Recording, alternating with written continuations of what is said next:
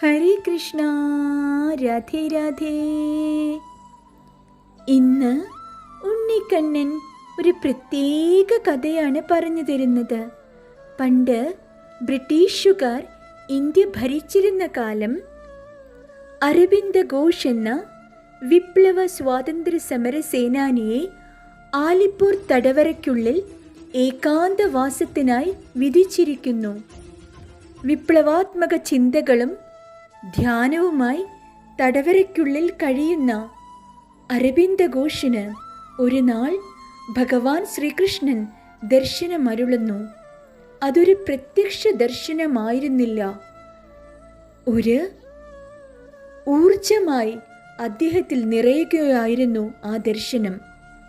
പിന്നീടങ്ങോട്ട് എവിടെ നോക്കിയാലും അദ്ദേഹത്തിന് കൃഷ്ണൻ മാത്രം.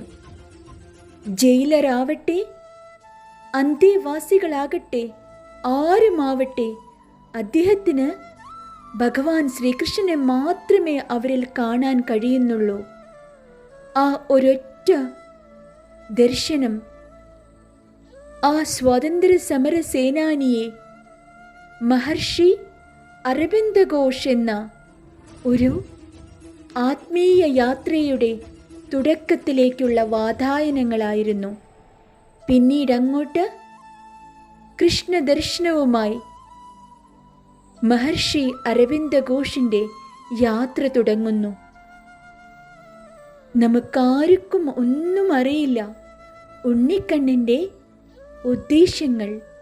ജീവിതത്തിൽ എവിടെയൊക്കെയോ ഉണ്ണിക്കണ്ണൻ നമുക്ക് പല രീതിയിൽ ദർശനങ്ങൾ അരുളുന്നു. പലപ്പോഴും നാം ഒന്നും തിരിച്ചറിയാതെ പുറമേ തേടി നടക്കുന്നു. ഉള്ളിലേക്കൊന്നു തിരിഞ്ഞു നോക്കൂ, തത്വങ്ങളിൽ അധിഷ്ഠിതമായി ജീവിക്കൂ, ഭാവത്തോടെ ഉണ്ണിക്കണ്ണനെ വിളിക്കൂ. നമ്മുടെ ജീവിതത്തിൻ്റെ വാതായനങ്ങൾ ഉണ്ണിക്കണ്ണൻ തുറന്നു തരുന്നത് അപ്പോൾ നമുക്ക് കാണാം. ആ യാത്ര പിന്നീടങ്ങോട്ട് ഉണ്ണിക്കണ്ണനോടൊപ്പം മാത്രം. അതാണ് നമ്മുടെ പൊന്നുണ്ണിക്കണ്ണൻ. ഹരേ കൃഷ്ണ, രാധേ രാധേ.